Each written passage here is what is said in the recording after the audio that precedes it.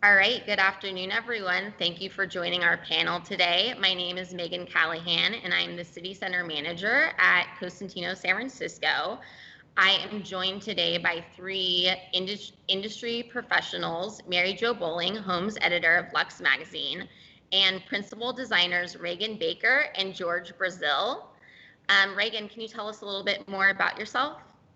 Sure. I'm Reagan Baker, Reagan Baker Design. We are a high-end full-service firm based here in San Francisco. We do work all over the peninsula, majority of the work here, but also expand to Tahoe, LA, and Marin. We specialize basically in personalized homes that are both functional and comfortable. Awesome. Thank you, Reagan. Mary Jo, can you tell us a little bit more about yourself? Sure. Megan, thank you so much for having me. It's a pleasure to be here with you all today. I'm the Homes Editor for Lux Interiors and Design in San Francisco, and it's my job to find all the beautiful homes that we feature in our feature well and write and edit those articles. Thanks, Mary Jo. And last but certainly not least, George, can you give us a little more info about yourself? Sure thing. So I'm George Brazil, principal and co-owner of Sagrera Brazil Design. We're a San Francisco-based company, but we've done work throughout the country, focusing on luxury residential interior design. And we've been in business for 16 years. I've been a practicing designer for almost 30 years. Awesome. Thank you. So today's panel is on the future of marketing and interior design. Let's dive into the questions. So currently, companies and designers are tightening budgets as much as possible. What areas should marketing expenses be more focused on? I say photo shoots. Yeah. Photo shoots, I think, fulfill a lot of content needs. They create content for media, all PR, and then also what we're doing these days is, because people are in their homes, maximizing basically when we're installing or doing a remobilization to basically close out the project, we will focus on potentially getting a photo shoot scheduled then, and then having a stylist. So we have a shot list and have a dedicated shot list listed so that we can actually maximize our time. But I think photo shoots, create so much content and allow us to share our work. Right. I agree with Reagan. If you don't have your work beautifully documented, then you have no way of showing it to others. Definitely. I would absolutely say the same. I would also say that, one thing that as designers we may forget is the outreach that we do with current clients and with past clients. I mean, that's also a marketing effort that should not be forgotten or should not be passed over, and can be some of the least expensive ways of marketing and lead to the most successful results. Mm-hmm. That's a good point. I definitely agree. I think even more so now, it has been a virtual world, and even more so now, everything is more virtual. So photos are so important. How are you using social media as a marketing tool? And are you investing, spending money on it? Are you using free tools? What do you find works best? Well, we're not spending money on it. We're not investing in like outside consultants for it. But what we found to be the most successful as far as the click-throughs or the likes or the comments is when we're posting in progress shots and updates and what's on the board, that kind of thing. And then also personal things, right? People want to develop a relationship with you, and this is such a relationship-driven business and very, very intimate that people want to start developing that. Yeah, I'd say a bit of both. the photos that we don't use for PR get used for social media. And we always have our iPhone on it. I actually have an in-house photographer who's also does our branding. So she's kind of a jack of all trade. And she actually comes on to the photo shoots as well, or even during an install, and takes photos for us so that we can have content. And yeah, basically creating the stream of new content for us to build our awareness. And then this also comes in useful when hiring. And so, having a strong following and always using it as a platform for hiring. We actually use Instagram to hire, but I think that's, marketing is not only for PR, but also for internal purposes to get great people. I think for a lot of editors out there, Instagram is probably the best scouting tool that there is. And a lot of people, of course, they don't put their finished projects up on their IG feed until it's been published. But if you are installing a project and you take a picture from that project and put it up on Instagram, you better believe you'll be hearing from me within the hour, wanting to know about that new project. And I think that's probably really a valuable tool for reaching editors. And it's also not uncommon when I'm interviewing designers and their clients for an article, for the client to say something like, well, I noticed I noticed my designer on Instagram or something like that. Yeah. Yeah.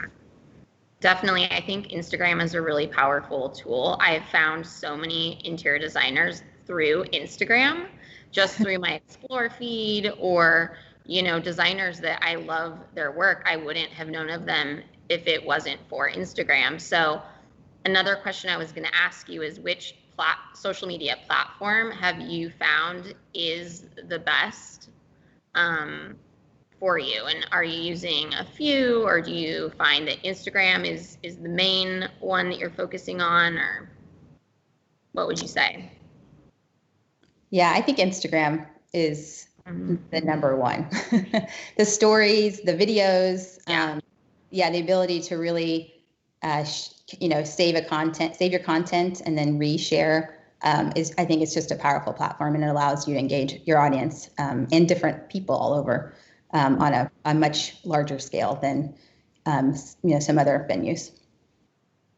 Agreed. I would say the reach potential with Instagram far outweighs any sort of website, SEO, anything like that. And definitely, I mean, there's all these analytics with Facebook and what the age group is, but the reality is, if you're focusing on Instagram, things can then be fed through to Facebook. So it's so easy because it's on your phone. You can easily comment and it's much easier to engage people quicker.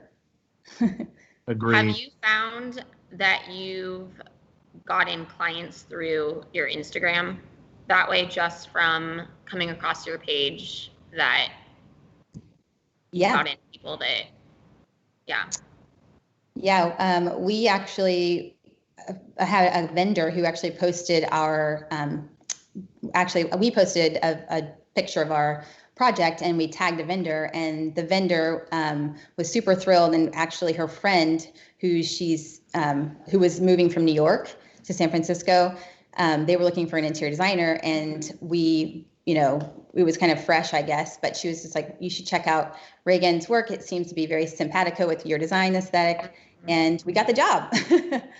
So, I think more and more of those stories are actually coming up. I mean, we've, just our recent HR publication, for AD and House Beautiful, one of the projects that we did for the Playroom, actually, was able to, just because, it was posted on social media, but also the Wall Street Journal really kind of engaged a lot of our audiences that way, just because we were sharing a lot of that playfulness on our Instagram.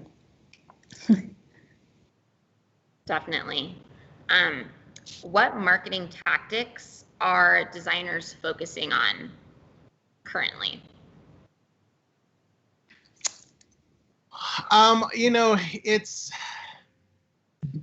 because of the current situation, I definitely think telling the story, creating the relationship, that is what's going to create a connection with a potential client, potential publication.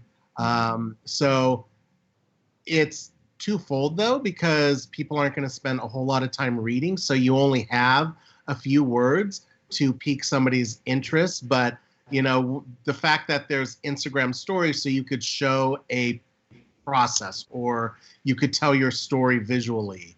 And I think that's where people are feeling a little more connected to you. Mm-hmm. Yeah. I agree with that, George. I think stories, even now, are more important because people are not, you know, seeing things in person as much anymore. They're relying on, you know, visuals from their designers. Yeah.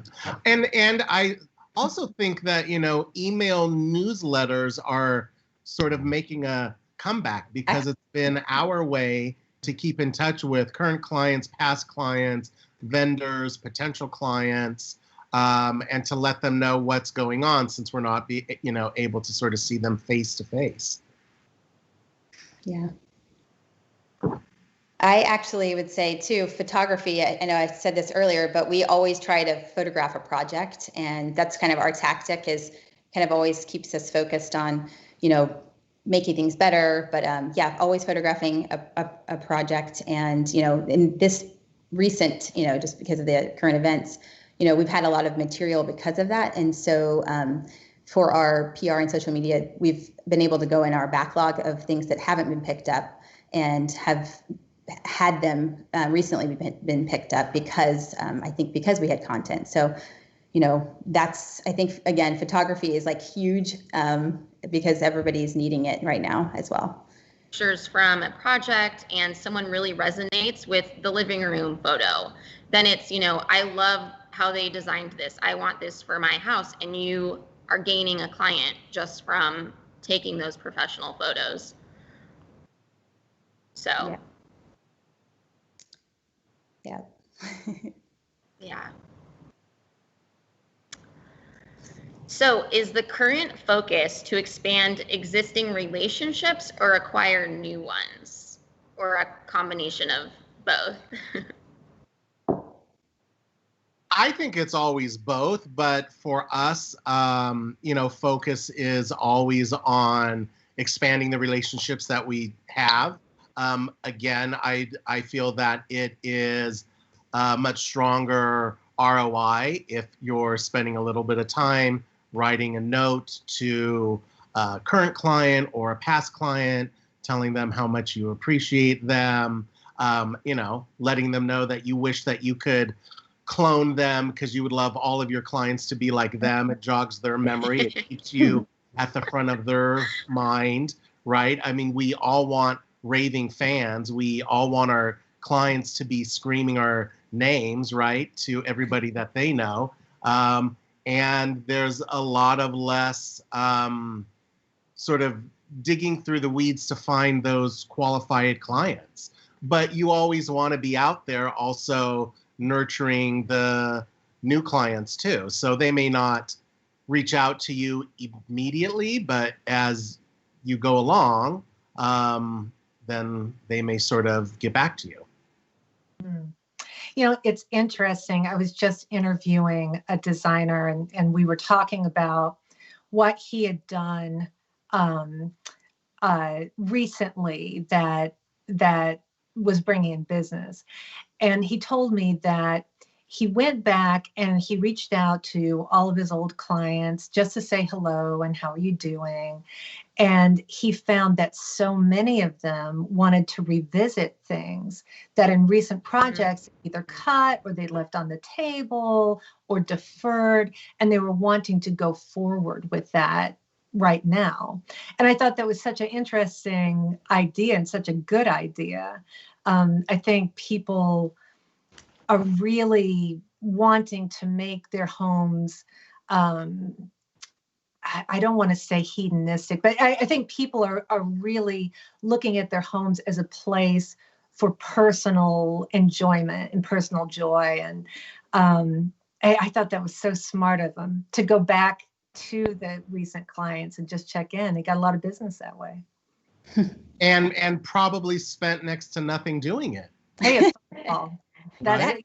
Phone call or an email. Yeah. Yeah. That personal Well, touch and is always nice.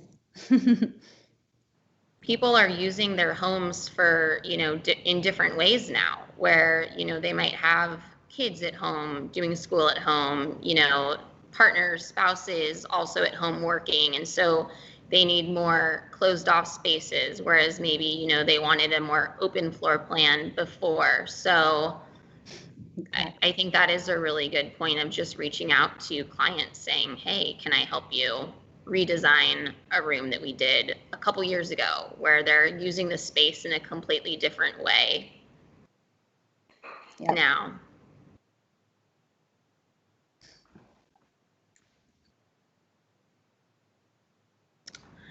So speaking of the above, what tactics are proven effective to acquire new clients? I know this is kind of jumping off what Mary Jo had said about, simply reaching out to old clients.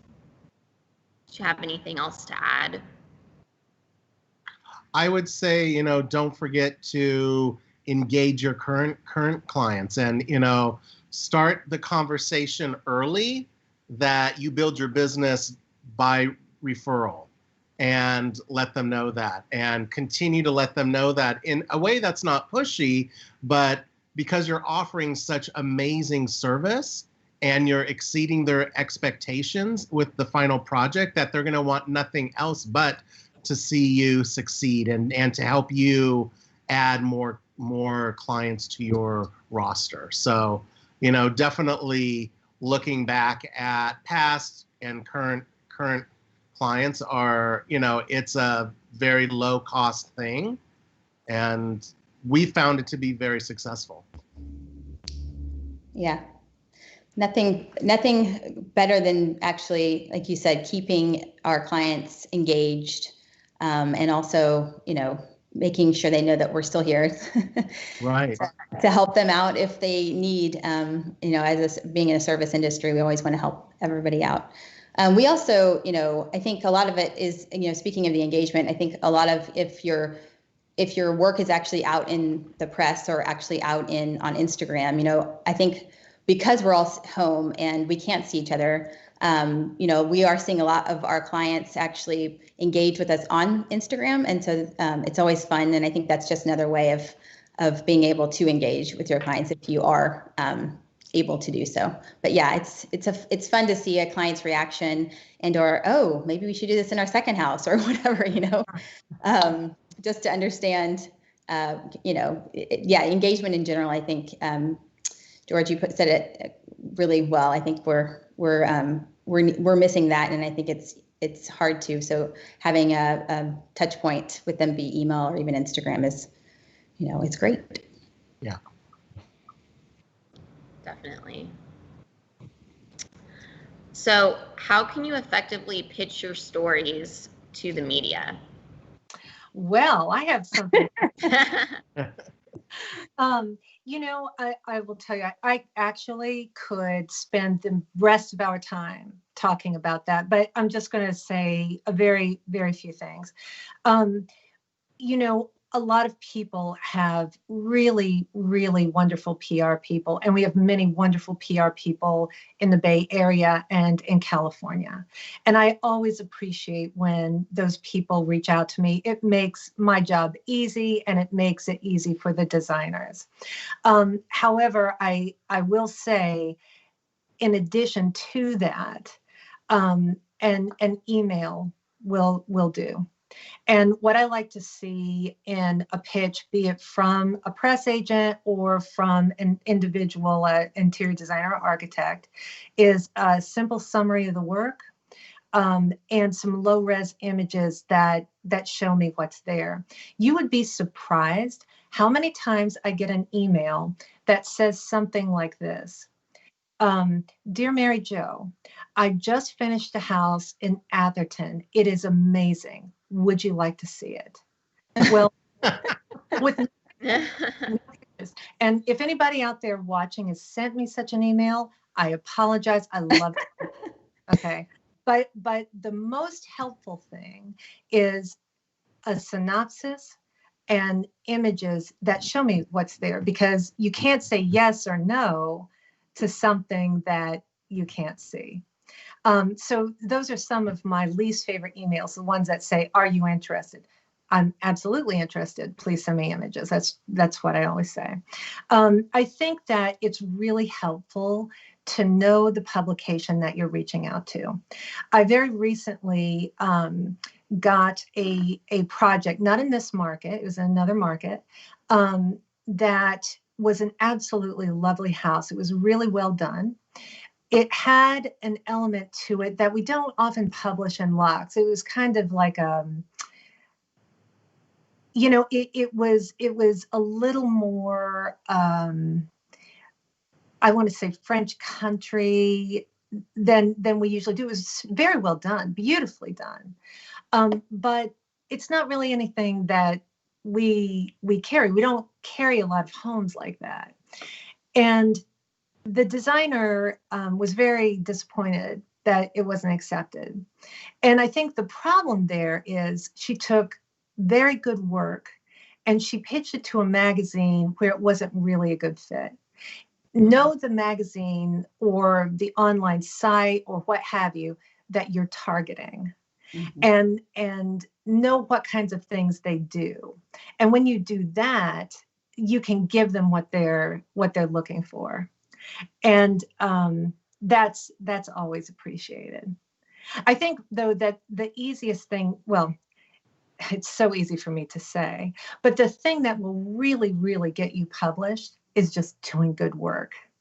And I appreciate what George said a little bit earlier about starting these conversations with his clients early about referral and things like that. It seems like recently there have been many, many projects that people have showed me, but said, I couldn't ever let you publish it because we have a non-disclosure with them.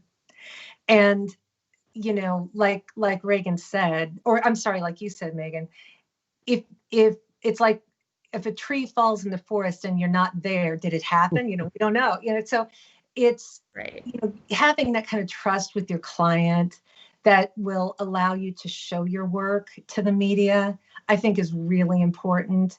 Good media outlets are not going to compromise the identity of your clients. So I like that. And I think just doing good work, if you do good work, it will find a home. Mm-hmm.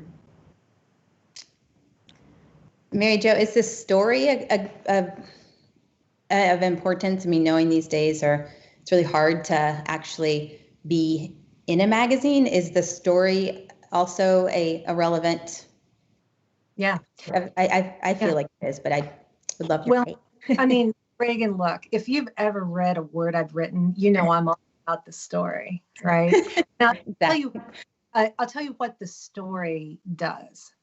Right now, I think that there is a real need for people to have homes that they really love, that they really enjoy, that are for them and reflect them, that are very authentic.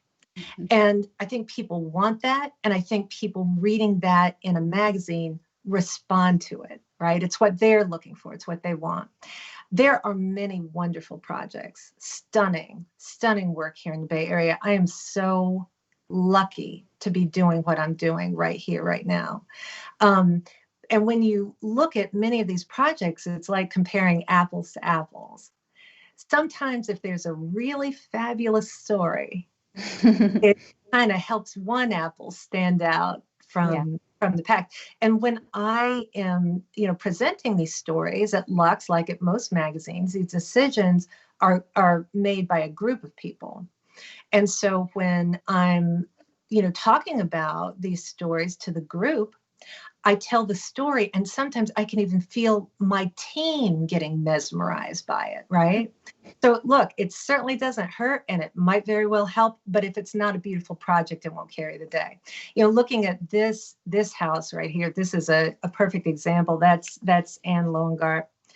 Fabulous home. It was on the cover last issue, I believe.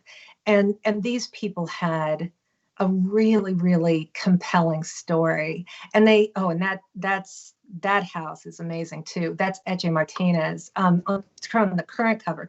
That house was a very beautiful old home that had been stripped of character. And these people just put fabulous stuff in it. And their story was compelling too. So yeah, it helped, sure. I love that. I love everything you said, Mary Jo, because I think, even more so, everything you're saying is people are spending more time in their houses now. Instead of going on long vacations, a lot of people are spending more time at home. They're working from home more. They're just at home more. So I think that story of there's just so much more of a connection now than even, more so than before even. So I love that. I mean, my home and me and my home, we might be getting too close. I think we need a little separation, a break from here. Right there with you. Totally.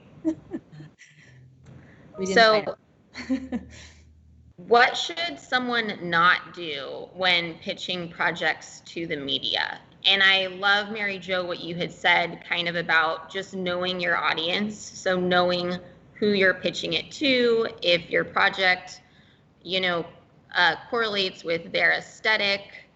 What else would you have to say about what not to do? Well, I want to hear what the designers think, because I want to hear what they think. But I'll tell you, in addition to the things I said, like sending the email and saying I have something you're interested in, not showing me. Show, don't tell. Show and tell a little bit, right? One thing that always makes me feel really bad, it's the least likable thing about my job is having to say no to good work. And I mean that sincerely. I have to do it all the time. Work that I know is fabulous, is really good. And I have to say no because we don't have a spot for it, or we have one that's like that. It goes back to the apples to apples thing, right? So when that happens, most designers and architects and design professionals are extremely nice about it. And I remember there's one picture we have, it's a cover, and it's not the White House and it's not the interior with the art at the end of the hall, but it's a living room that has sort of a rose pink light fixture in the cover. This is a good example. This is a designer, this is Linda Sullivan. She sent me a project. It was great. I had to say no to it. Extremely gracious about it. She was so gracious about it. And I said to her, I said it very sincerely, I said, Linda, let's keep in touch. I love your work. Let's try it again. The next project, it made the cover. So, every once in a while, people will be offended or hurt. And I understand that. These are very personal expressions of your work. It's personal expression of your client's desires, right? But when it's a no, to maintain a good relationship is a good thing, because your number will come up again. So I would say to everybody, I already feel bad, don't make me feel worse. But that's always a good attitude to have. And conversely, I've had occasions where an architect or a designer, for whatever reason, has had to pull a project, and I've always taken that in stride, tried to be very gracious about it. And you know what? A lot of those people we end up covering and doing business again. And I say business, just working together on an article, working together later. So try to have a good attitude and a positive attitude about it. It's not a forever no. Definitely. And then Reagan and George, I'm interested to hear your perspectives from the design point of, a designer submitting their work, or from your perspective. So I have a PR agency that basically allows me to not make those mistakes. But I definitely think, having and pitching, like Mary Jo, you said earlier, pitching to the right person and knowing your audience is actually huge. And also having the story, unfold a bit, like you said, snippets of the project, and yeah. And also, I think to think about the seasons, because I do think, and that's something maybe Mary Jo can attest to, but I do think when pitching, we always think about a season that it can be in for publication. Yeah, great idea. Flowers, Yeah. We sometimes will shoot for 2 seasons, actually, in our photo shoots, just because we were like, well, this could be a fall and or a summer home if we just change the flowers out, Interesting. That's a really great idea. Really great. I would just add that, this is the importance of hiring a PR firm, and they're going to know that you only pitch one editor at a time.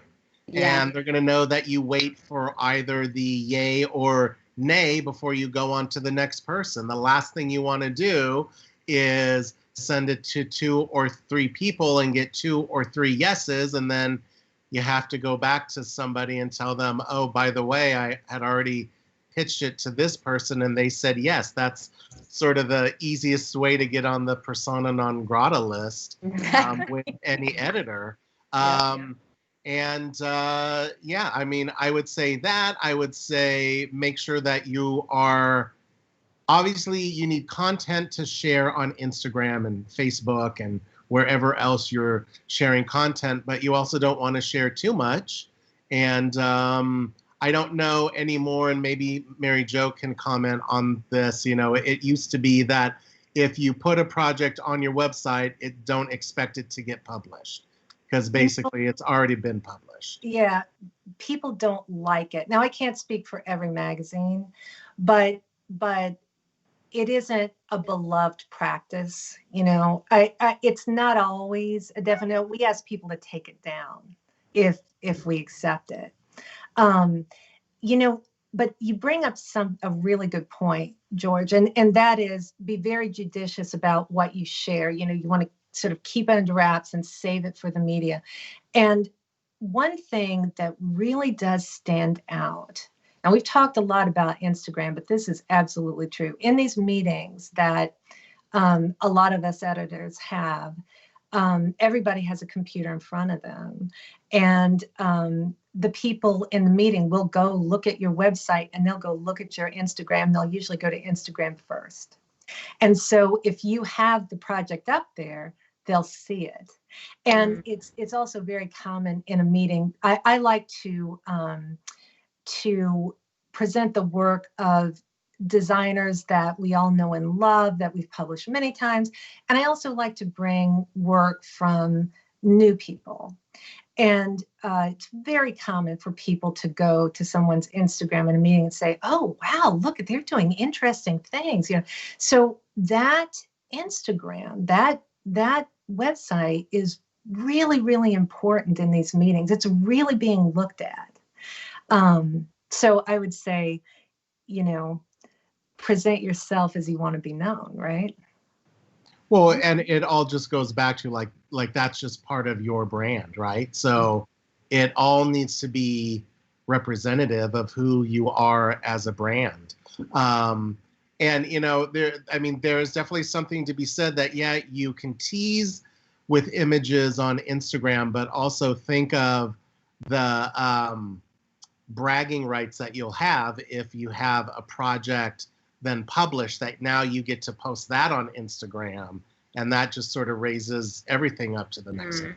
Exactly. I think Reagan's idea of having somebody go around at the install and taking these, Reagan, I always know when you have a new project going in. I think that is so smart. And I know another fellow in town, I like him very, very much. And I think he does wonderful work. He will take a shot, like a selfie of himself and the photographer. And that's like waving a flag, a red flag of you saying, here we are, look, and who I'm shooting with, call me Mary Jo, we've got something. So that's pretty brilliant, actually. Yeah, isn't that smart? That's funny. That's smart. But yeah, you don't want to give away the whole thing. But a selfie at a photo shoot, you're saying, I have something right now. You can see a little bit of the background, you know who's shooting it. And it's kind of like a press release to all the editors. It's like a teaser. Exactly. Yeah. And I text, I'm like, what's the address? I'll be right over. No, I'm just kidding. So George and Regan, you got to send her a selfie Exactly. next time. I mean, I'm taking notes. Okay. I think I know who you're referring to. So he's a well, great self-marketer for sure. I love it. Yeah. I think, marketing your brand and your business, like, Mary Jo, and how you're all saying on Instagram, it's so important because it draws, magazines and editors to your page to where they're wanting you in their magazine because of the presence that you've made on social media with your company. It all kind of interconnects. So I think that's a great point. I feel like Mary Jo's going to be getting a lot of selfies after this. I miss seeing everybody. Bring it on. So what kind of projects are magazine editors looking for?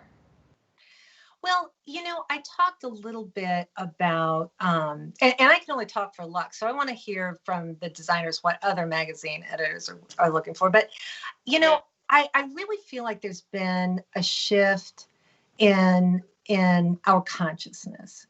And it's what I said about, making homes that are just for us, that are personal retreats, that are wellness retreats, that are offices and schools even, right? And, the home has become that something that is not so focused on grand entertaining, but focused, at least for now, on personal happiness and personal pleasure. So when I see a home that is extremely personal, that has very interesting, bespoke, tailored details. And again, when you start talking about those tailored details, to Reagan's point, it starts telling a story. I think that really resonates. And I was just looking at a home that has a wellness suite. And, I looked at that and I thought, wow, I really, really want to be there. And that is exactly the kind of feeling you want to engender in readers. I want to be there because then they're going to look at it. They're going to read the article. They're going to engage with it when we put it up on our Instagram, which has a huge following. So I think that's something that magazine editors are looking for right now. It feels like the sort of age of, homes that have spaces that are specifically designed for philanthropic parties are sort of not of the moment. And homes that are designed for personal happiness are. Now, that's my opinion. I want to hear what the designers are hearing from the others. Maybe I'm alone. No, I think that's true. I mean, more multifunctional rooms, rooms that serve different purposes, like you were saying, Mary Jo, offices and, having family room offices and,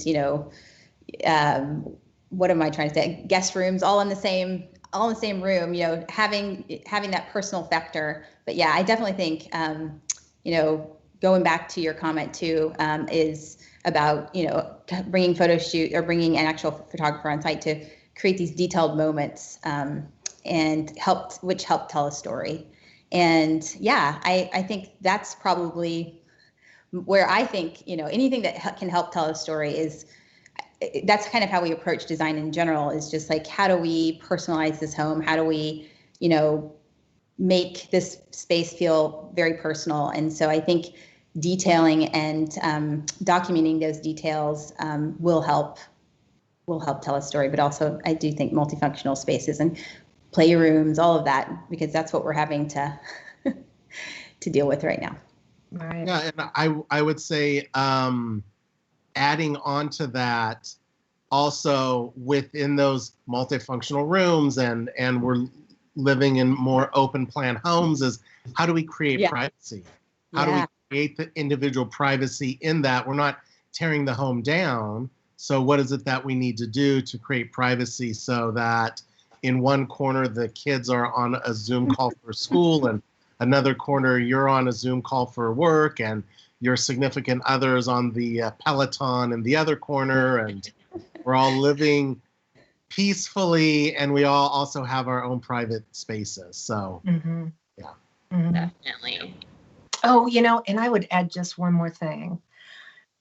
Landscape is where it is at. Oh. Right? People are wanting to see these beautiful outdoor pictures. Yes. It's again, it's that, like, I want to be there. And it goes to privacy too, George. I mean, sometimes I go out, I have a little koi pond here at the house. I go out, I tell my son I'm going to feed the fish. They don't need to be fed. For a minute. And I think people are looking for that sort of outdoor retreat, and that's going to catch a magazine editor's eye for sure. Yeah. If I were shooting a project and it had a great outdoor space and I didn't record that, I'd feel like I was leaving something on the table. Agreed. That's a good point. Yeah. I agree. It's always the last thing, though, I feel, that is, of a project, with our, anyways, being an interior designer, it's the last thing that people want to, execute, because all of the money's gone. So it's like coming back would be a good, or waiting even to photograph and pitch. Maybe it's worth waiting. I don't know. To have the whole picture. Yeah. Definitely. I was going to say too, like, that's a magazine, if I saw on a cover, a wellness suite or a Peloton, exercise room, or great, outdoor landscaping for,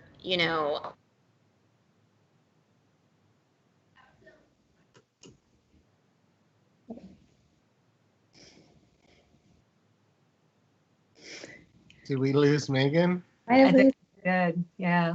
Oh. All right.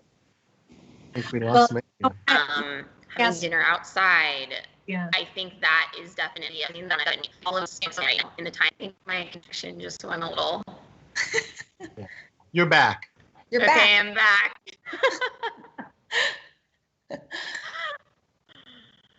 I think I just froze for a second. I'm not sure what you last heard. Said if I Don't saw worry about it. Peloton room, and I was thinking a Peloton room, that's what we need. Oh, yeah. No, so I was just saying, if I saw on, a cover of a magazine, Wellness Suite, that is a magazine I would want to pick up and read, or focusing on, outdoor backyard landscaping, because all of these, it's so relevant right now. Yeah. So, what will change about how magazine editors scout projects in the future? Well, this is really interesting. And I think it's kind of a bigger topic, right? The bigger topic is, how are we going to experience design in the future, right? How are we were talking before we started the program about trade shows and things like that. And, I think, and I don't know, I mean, anything that I say is about the future is a guess, just like anybody. But I kind of feel like there are some areas where virtual is going to stick. And, lately, I have not been scouting houses in person. And, I very rarely did in the last few years, to be honest with you. Digital photography is quick, it's easy, and it's how our readers are going to experience your project. So what matters is, how does it look in photos, even in scouting? That's what really, really matters. I think that we will continue that. I've had a few people offer to take me through a project on FaceTime. And I know that Georgia and Reagan, that you probably are doing some site visits virtually as well, right? And I think that is something that might stick in the virtual thing. And in terms of like trade shows and the festivals and the things that we have always enjoyed, I don't know. I see the absolute value of doing it. There's no question. There's great value in doing that. But I also see that you're able to do it without incurring a huge expense. And so I wonder if in the future, the way that all of us experience design is going to be at least more virtual than it used to be. And what do you guys think? Yeah, I mean, we always shoot our projects, and I think basically investing in investing in pre-scout shots. So I do think virtual is probably for sure going to stick. I do agree with you, Mary Jo. But I also think even before this all happened, we were shooting our own projects because I think it was becoming more of a digital thing and more of a pre-scout thing. So, I mean, we've actually, I've even have our photographer come over and have them come, and we start looking at like hero shots, because we always were like, which is the cover, So if you could focus your efforts on one image, but yeah, I do think that, virtual is probably going to stick around, but always pre-scouting in person for our firm is how we can coordinate an entire photo shoot and also bring on a stylist who's going to help make things more efficient for us. Agreed. I mean, we've become so successful in being digital and being remote, and keeping the wheels turning. So I don't see that ending, and I think it's a huge benefit. I mean, as far as working with a publisher, to me, it's just going to make their job easier, and they can go through many more projects and find the right ones. And for a designer, it allows us to, photograph more projects, possibly, get through more work in the same amount of time. Yeah. We also were doing showcase and virtual for the first time this year. And that's, I think, been a fun exploration. And I do think what's nice about it is even though people can't come and touch and feel, they do get to zoom in and look at the details.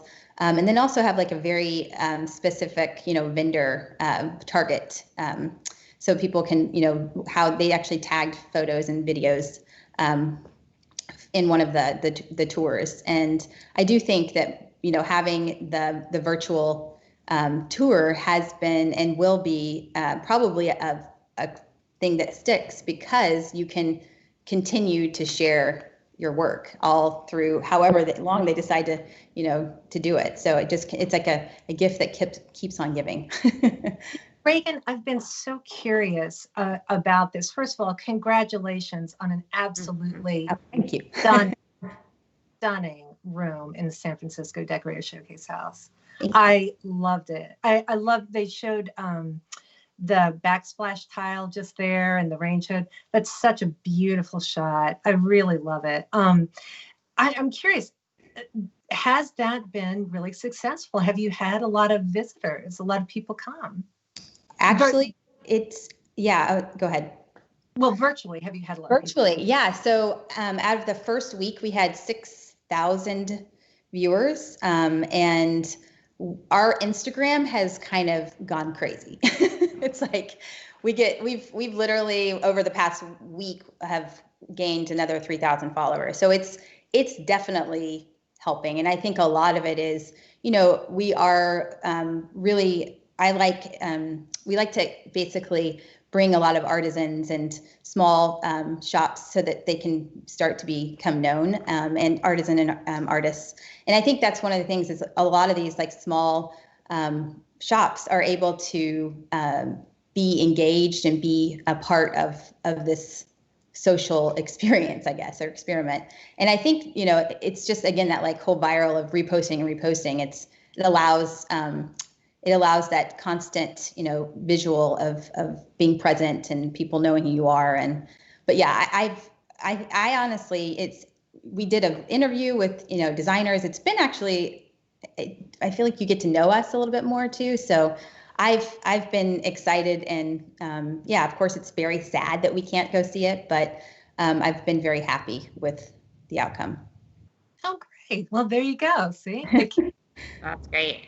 Reagan, I think that's a great point you make too, just with, in years past, when you go to the showcase house, you visit it once, it's, in your memory, but you don't have it, where you can watch it at your fingertips at any time. And I think that is a huge benefit this year that it's virtual, is that you can go back to it, look at it, find those resources, find the vendors and the products that you like from that. So yeah, and it's just like the gift that keeps on giving. It is. And I know George, he did, I remember the year before, I think I did it, or no, we did the showcase together.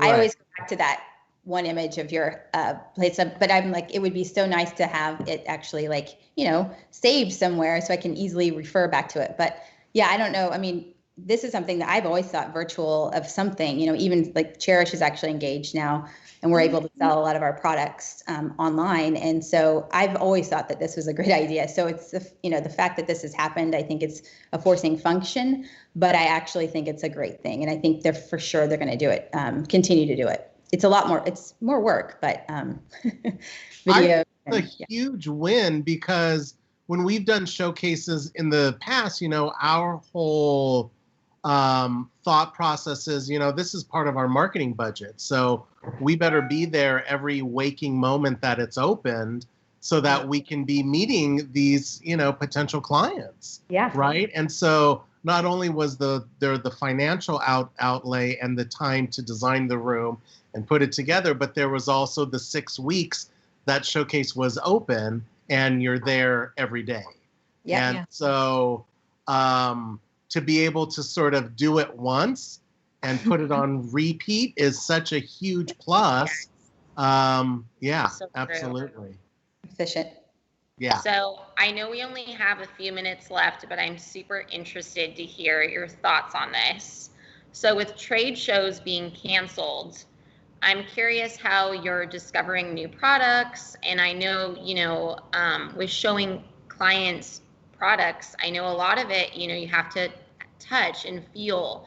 How are you navigating around that right now and discovering new products?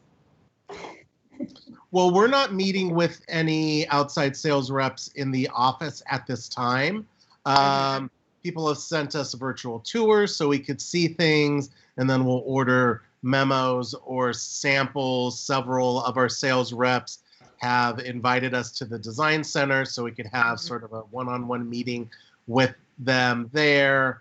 It's difficult because you go and it's not like you can touch and feel the fabrics because they don't want you to touch them, but they'll get you memos for them. So, there's going to be a little bit of a learning curve, yet I still think it's possible for us to learn about new products. I think the manufacturers and the salespeople will need to get a little more creative on how they're getting that information out there, because an email isn't necessarily going to do it. And of course, we don't want to receive a bunch of catalogs or printed things, because that's wasteful, and we do all of our research online anyways in the very beginning.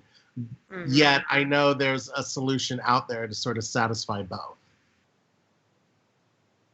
Yeah, and we will have, because some people are wanting to sit test, we'll try to see if a showroom actually has something on the floor that our clients can come and sit test, or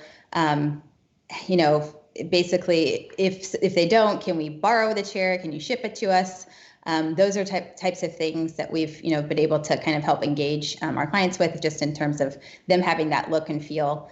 In terms of us trying to find new product, I'm always on Instagram, and I actually find a lot of it, my sources on Instagram.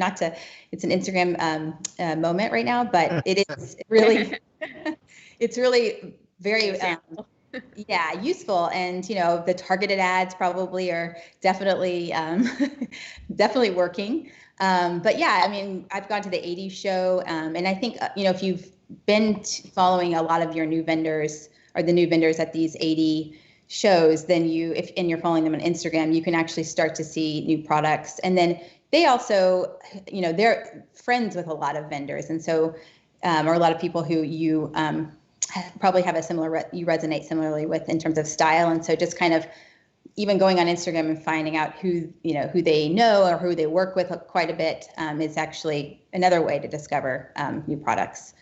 But yeah, and then magazines, of course, are the source list is always, I'm always scouring. Yeah. Mm-hmm.